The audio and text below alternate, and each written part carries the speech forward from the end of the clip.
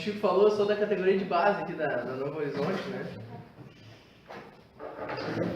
Eu queria começar pedindo desculpa, porque eu fui tirar uma dúvida com a Cida quando eu cheguei, eu fui perguntar o tempo de exposição.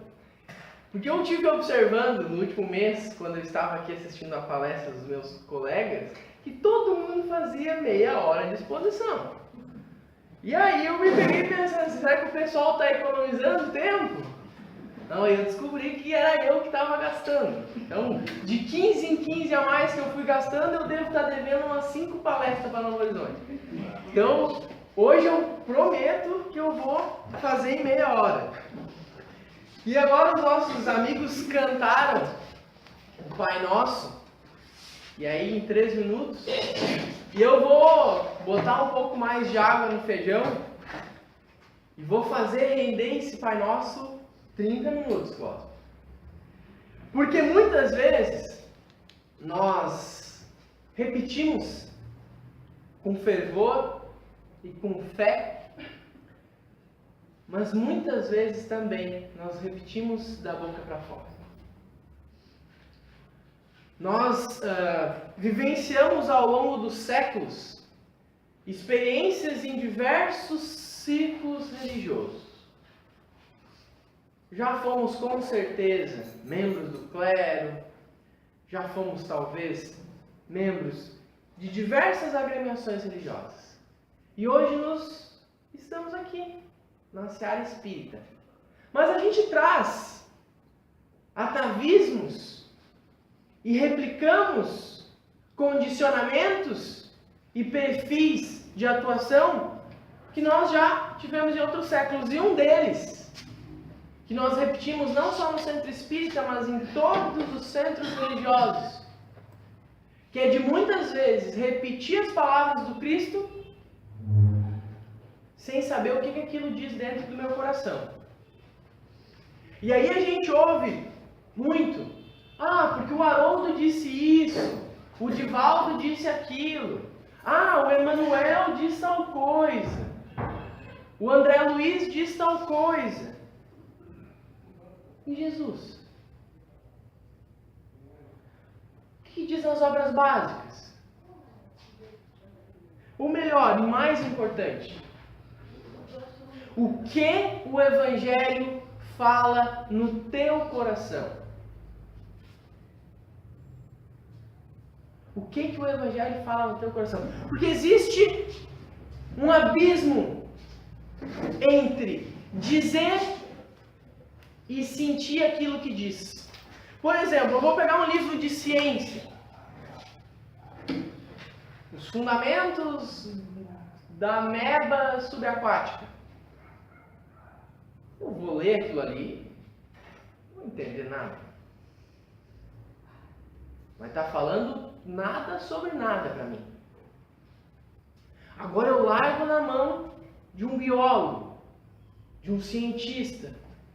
Vai fazer um sentido enorme para o cara. Ele vai pegar o livro, vai ler e dizer, nossa, que interessante. Eu vou dizer,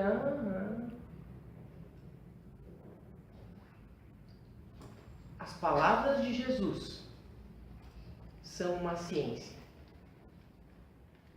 Uma ciência da transformação moral do espírito imortal. É tão bonito que chega a animar. A pergunta é, a gente entende o que o cara está falando? Porque muitas vezes eu vou chegar aqui na frente e dizer, pergunta 797 de O Livro dos Espíritos, está escrito isso, isso e aquilo. Mas o que isso quer dizer no meu coração? E aí lá no capítulo 28 do Evangelho, no final, tem uma coletânea de preces. Diversas preces. Preces para os encarnados, preces para os desencarnados, prece para aquilo, prece para aquele outro, prece para os médicos, diversas preces. Dá para ficar fazendo um ano de prece só aquelas preces que estão escritas ali. E eles começam a coletânea de preces do Evangelho segundo o Espiritismo pelo Pai Nosso. E os Espíritos dizem assim: somos orientados a começar essa coletânea de prece com o Pai Nosso, porque além de uma prece proferida por Jesus, ela é também um símbolo de todas as preces. Um resumão. Quer fazer uma prece, não quer errar na prece? Mete um Pai Nosso. Vai todo mundo embalar junto, vai dar tudo certo. E melhor, não foi o Guilherme que escreveu o Pai Nosso. Foi Jesus. Que nem escreveu, disse. E aí, a gente vai lá na Bíblia, onde está toda essa história contada do dia que Jesus proferiu o Pai Nosso. Lá em Mateus, no capítulo 6. E aí, eu trago uma frasezinha que eu achei muito interessante. Alguns versículos antes de começar o Pai Nosso, Jesus diz assim: e orando, não useis de vãs repetições, como os gentios. Os gentios eram os cobradores de impostos, aqueles que não professavam uma religião assim de verdade. Que pensam que por muito falarem serão ouvidos. Não vos assemelheis, pois, a eles, porque o vosso Pai sabe o que é necessário. Não sejamos como os gentios, que pensam que por muito falarem serão ouvidos. Aqui ele está falando dos palestrantes. E aí, eu parei para pensar assim. Porque pensam que por muito falarem serão ouvidos. E aí tem gente que começa a prece, engata a terceira marcha e vai. E vai. E aí tu acha que acabou e aí tu fala que assim seja. E a pessoa engata uma quarta e tu mete um que assim seja. E ela engata uma quinta e tu já fica pensando quantas marchas tem esse cara. E aí umas palavras bonitas. Aí, Senhor, unge a minha cabeça. E vai, não termina nunca. E começa a repetir. E aí, a gente para para sair o Pai Nosso. Que foi Jesus que fez. Jesus usou 6 frases. 6 frases. Se Jesus, que é Jesus, fazia uma prece curta, quem sou eu para rezar o terço no Santo Espírito? A prece é muito mais do que eu dizer palavras aqui, que as pessoas entendam e que as pessoas pensem nisso ou naquilo. A prece é conexão. Conexão com o divino. Lá na questão 659 do Livro dos Espíritos, os Espíritos nos dizem as 3 funções que nós podemos utilizar a prece: louvar, pedir e agradecer. A segunda nós estamos craque, que é pedir. Pedir a gente tem PhD em pedir. Agradecer a gente até está mais bonzinho. A gente já foi pior, a gente só pedia. Agora a gente já agradece. Só que criou-se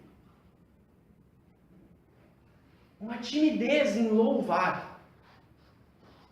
Tu fala louvar, a pessoa já pensa na igreja evangélica. Esses dias eu brinquei com um amigo meu que disse que eu era o mais evangélico dos espíritas. Que eu gosto de um louvor, de uma coisa assim, né? E a gente perde o significado dessas coisas. Louvar, pedir e agradecer. Porque a gente não faz prece. A gente fala. E aí a gente precisa rever o que a prece quer dizer dentro de nós. E aí a gente vai pegar o Pai Nosso. E aí a gente vai frase a frase de Jesus conversar um pouquinho. Porque muito mais do que ler a gente precisa trazer para os dias de hoje, a gente precisa trazer para as nossas vidas. Porque as palavras de Jesus são muito bonitas. A gente precisa entender e praticá-las. Então vamos começar. Pai nosso que estais no céu, santificado seja o vosso nome. Pai nosso. Então não é o teu Deus, tá? Começar aí. É o nosso Pai. Então eu não posso achar que a minha prece é melhor que a prece do pessoal da terreira aqui do lado. Não sei se vocês sabem, tem uma terreira aqui do lado. Eu não posso achar que a minha prece é melhor que a prece da missa de sábado de noite e de domingo de manhã. Eu estou ligado ainda que acontece, sei até os horários. Eu não posso achar que a minha prece espírita é melhor. O Pai é nosso, não é o Pai dos espíritas.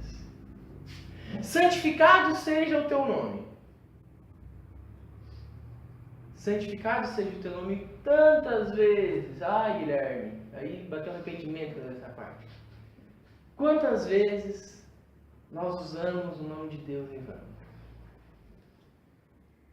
Santificado seja esse nome, e muitas vezes a gente usa esse nome para coisas tão banais.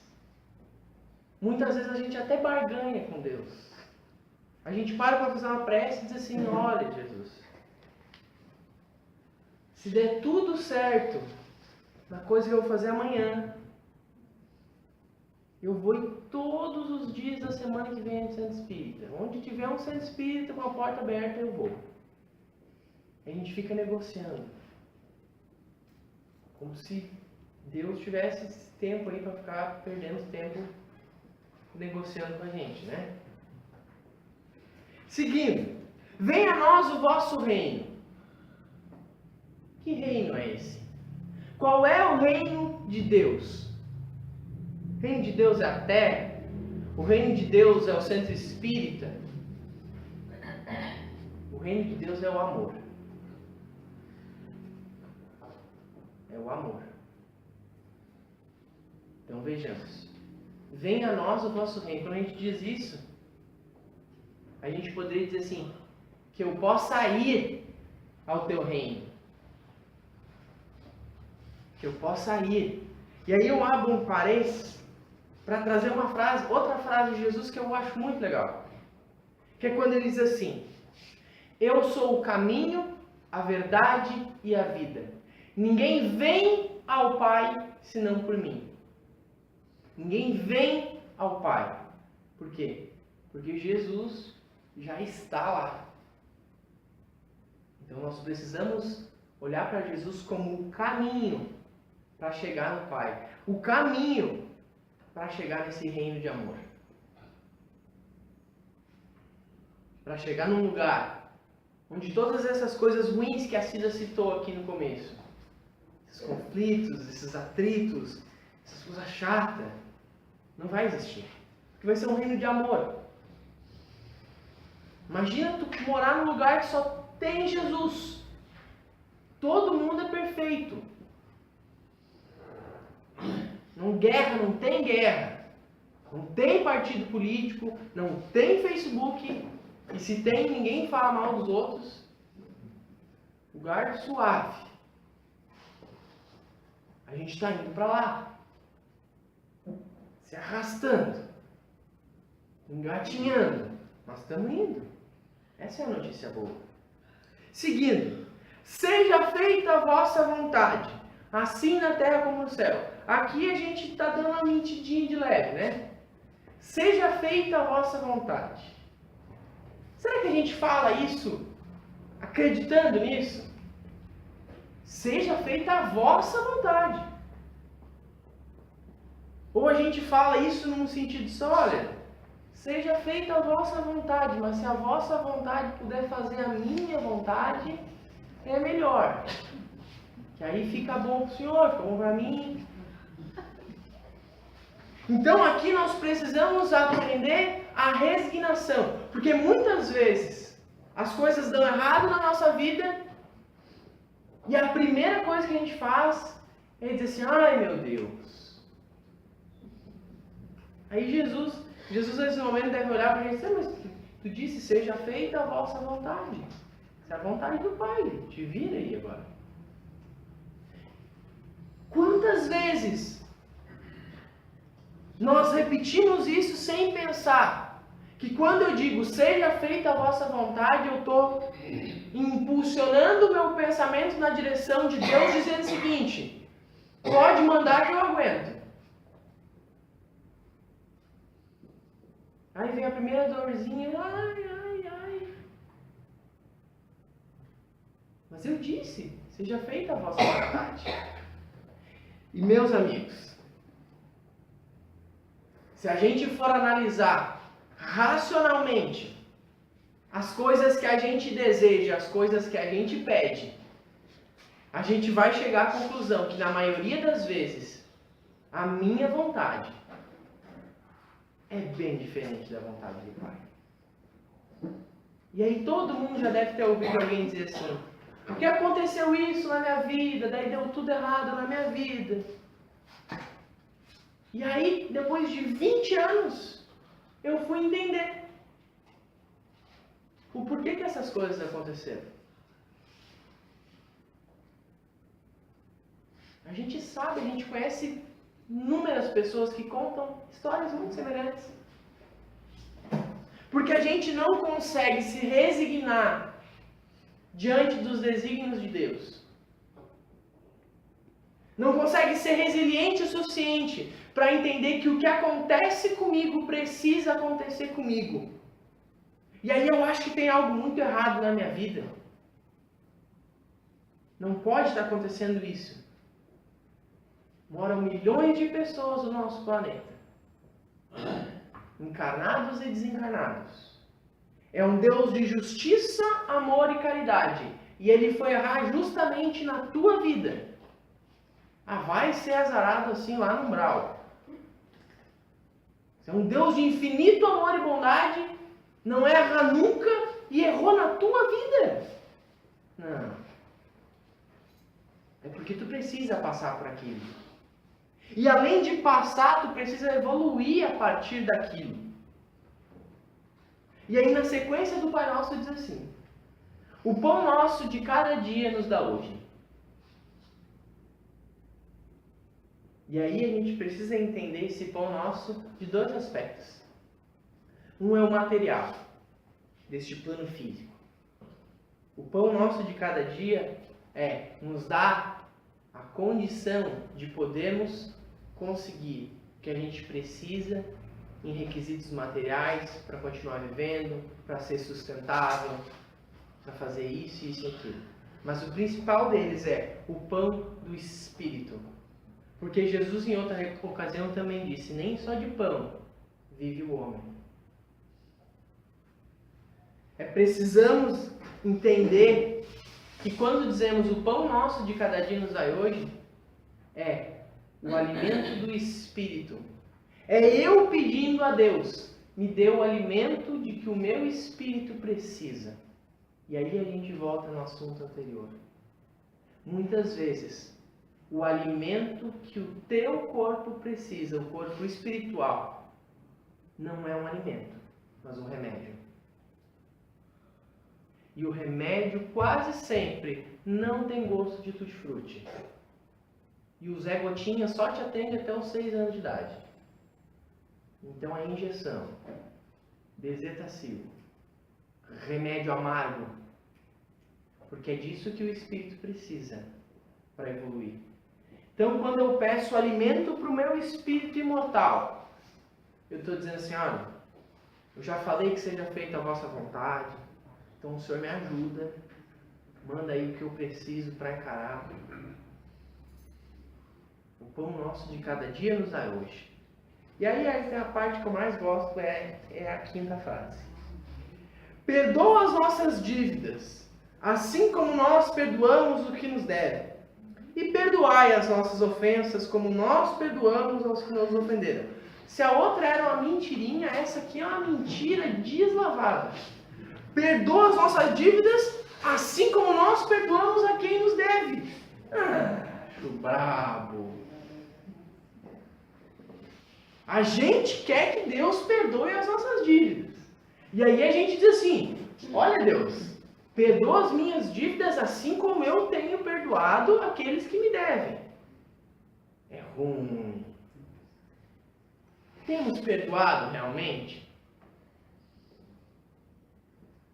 Perdoa as minhas ofensas diante de ti, porque eu vou perdoar aqueles que me ofenderam também. Só que aí, eu preciso perdoar antes.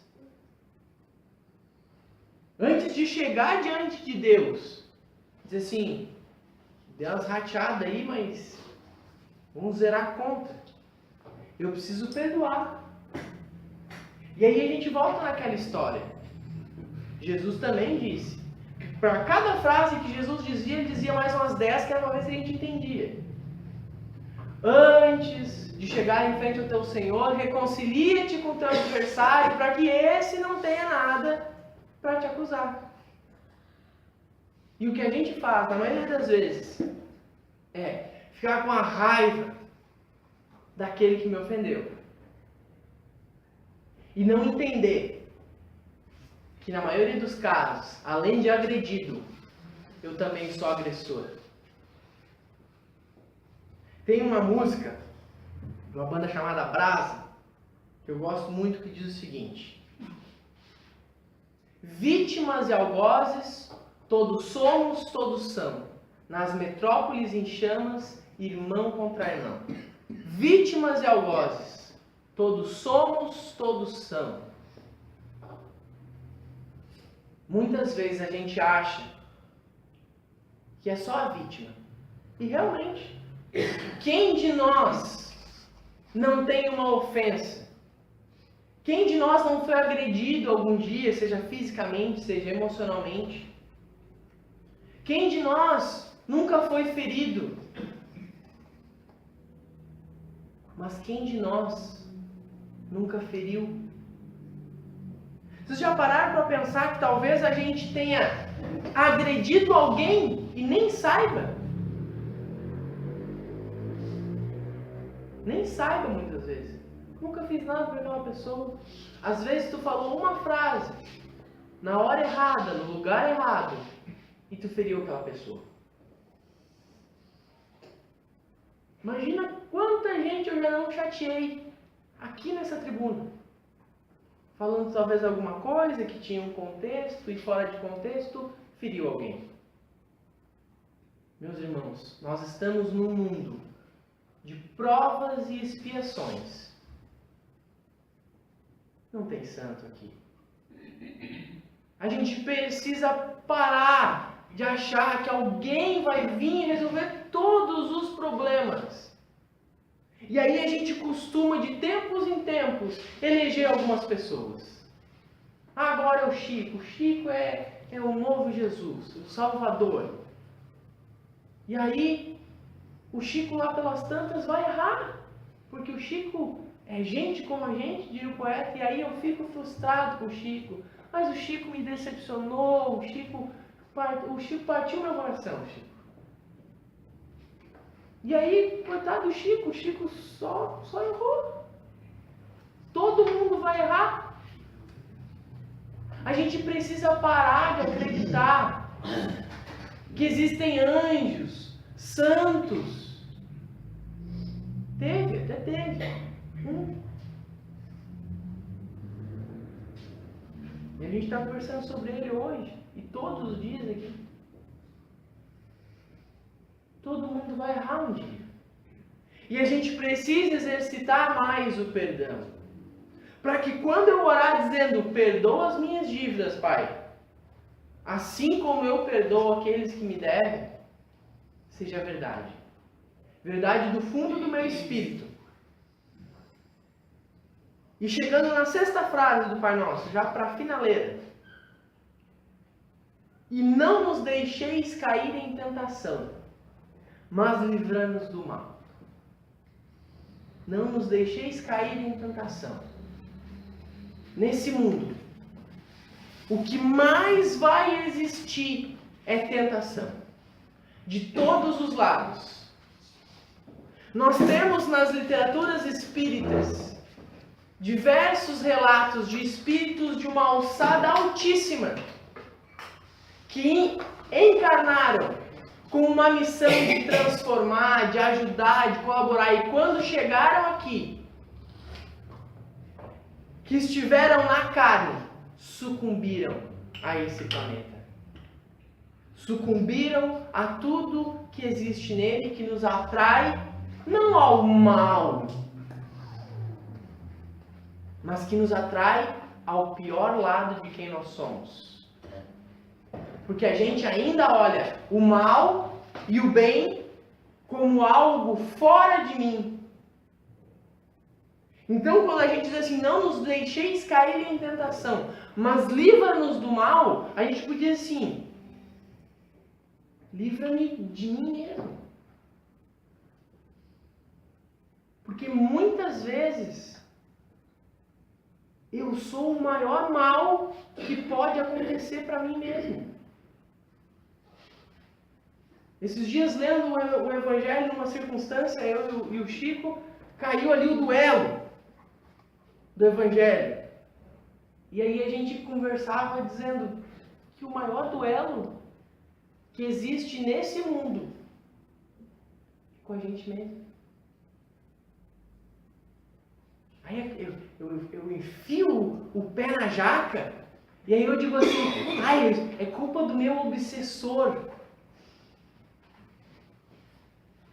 O obsessor deve dizer, não, peraí, não bota a culpa em mim. Te vira. Porque muitas vezes o mal que eu vejo é o mal que há em mim. Porque eu não vejo e não identifico o que eu não conheço. Eu falo, fulano é maledicente. Porque eu sou maledicente. Como é que eu ia saber que ele é maledicente se eu não conhecesse a maledicência? Mas não nos deixeis cair em tentação. E livra-nos do mal que há em mim. Porque o planeta não é mau. Tadinho do planeta. O planeta tá bonitinho, com as árvores, tem um oceano, as nuvenzinhas. O planeta é perfeitinho. Não existe mal no mundo. O mal do mundo somos nós. E aí, fechando todas, Jesus diz, assim seja. Ele não disse assim seja, né? Assim seja coisa de espírita. Ele deve ter usado uma outra palavra que significava assim seja. Amém. E aí eu quero fazer um exercício com vocês. Você sabe o que significa amém? A Cida me deu uma cola aqui, né? Você sabe o que significa saravá? Eu peguei pesado, né? Mas, meu Deus do céu. Que assim seja.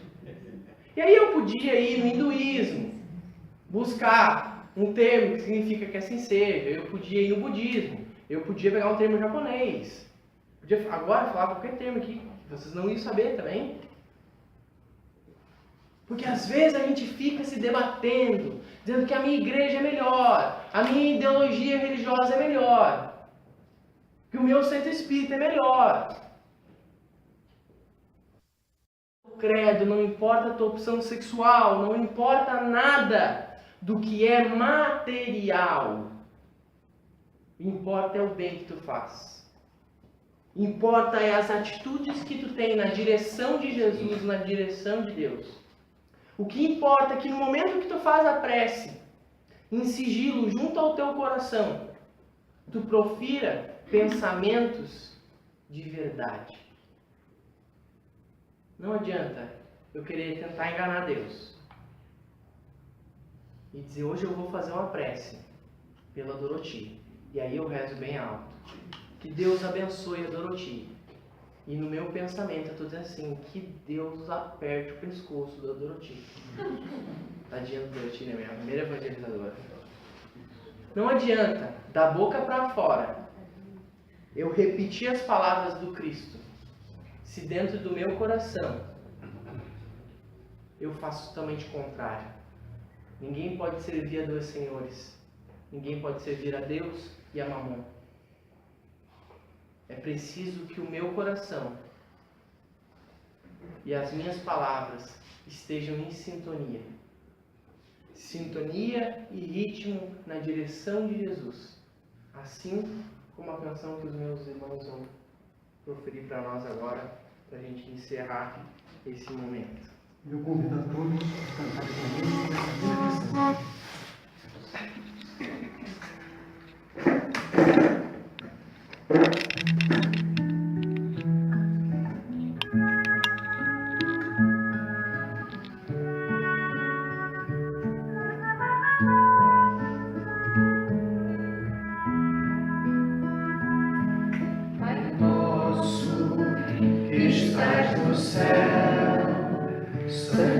Santificado seja o teu nome, venha a nós o teu reino, faça-se a tua vontade, assim na terra como no céu.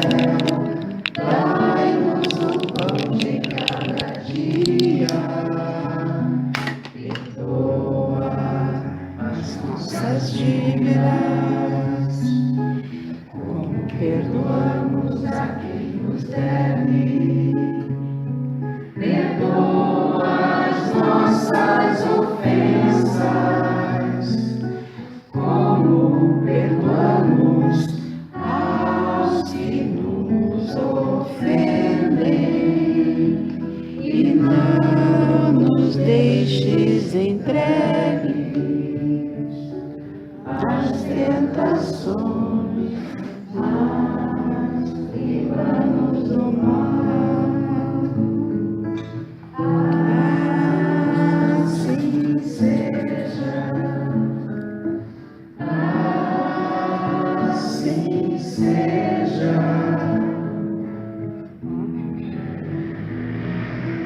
Pai nosso, que estás no céu,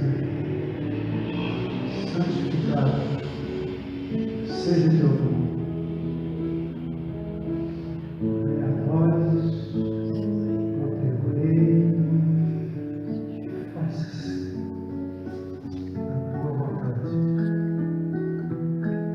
Assim na terra como no céu.